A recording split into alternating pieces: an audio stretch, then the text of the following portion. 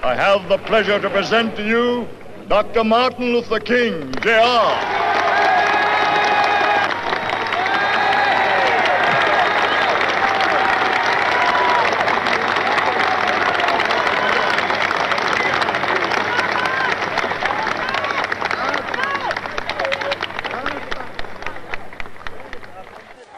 Happy to join with you today in what will go down in history as the greatest demonstration for freedom in the history of our nation.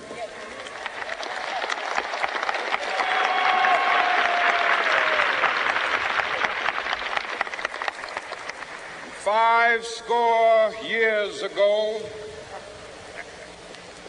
a great American in whose symbolic shadow we stand today signed the Emancipation Proclamation. This momentous decree came as a great beacon light of hope to millions of Negro slaves who had been seared in the flames of withering injustice. It came as a joyous daybreak to end the long night of their captivity. But 100 years later,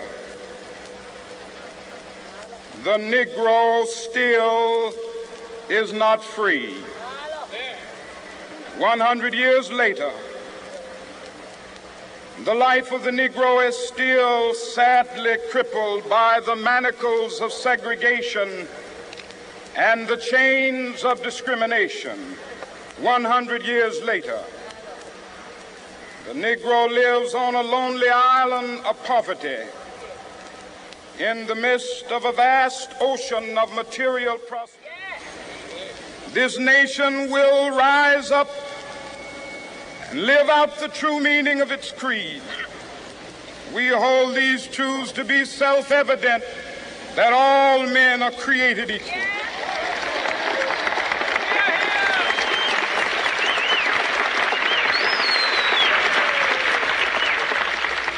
I have a dream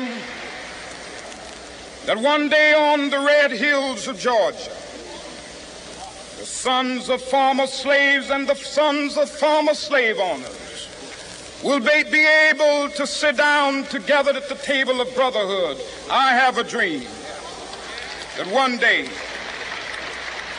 even the state of Mississippi, a state sweltering with the heat of injustice, sweltering with the heat of oppression, will be transformed into an oasis of freedom and justice. I have a dream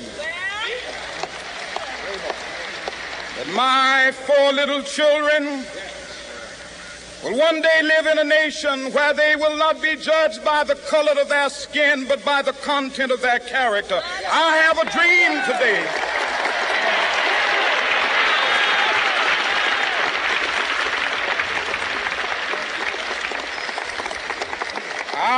a dream that one day down in Alabama, with its vicious racists, with its governor having his lips dripping with the words of interposition and nullification, one day right there in Alabama, little black boys and black girls will be able to join hands with little white boys and white girls as sisters and brothers. I have a dream today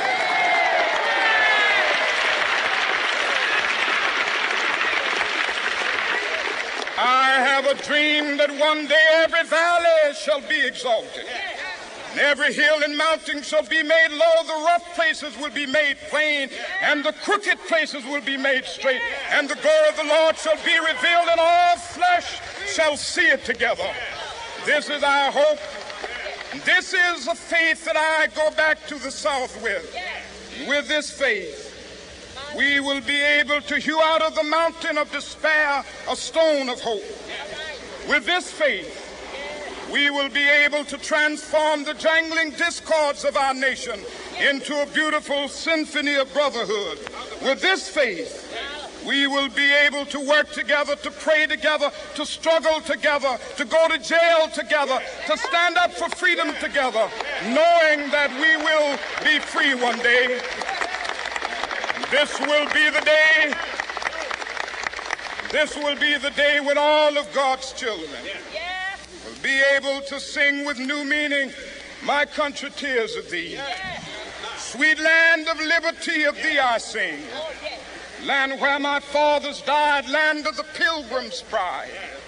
From every mountainside, let freedom ring. And if America is to be a great nation, this must become true. And so let freedom ring. From the prodigious hilltops of New Hampshire, let freedom ring.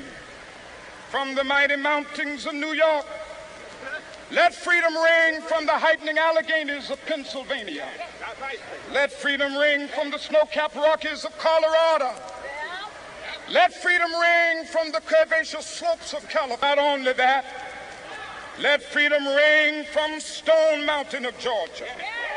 Let freedom ring from Lookout Mountain of Tennessee. Let freedom ring from every hill and molehill of Mississippi, from every mountainside. Let freedom ring, and when this happens, when we allow freedom ring, when we let it ring from every village and every hamlet, from every state and every city, we will be able to speed up that day when all of God's children, black men and white men, Jews and Gentiles, Protestants and Catholics, will be able to join hands and sing in the words of the old Negro spiritual. Free at last, free at last. Thank God Almighty, we are free at last.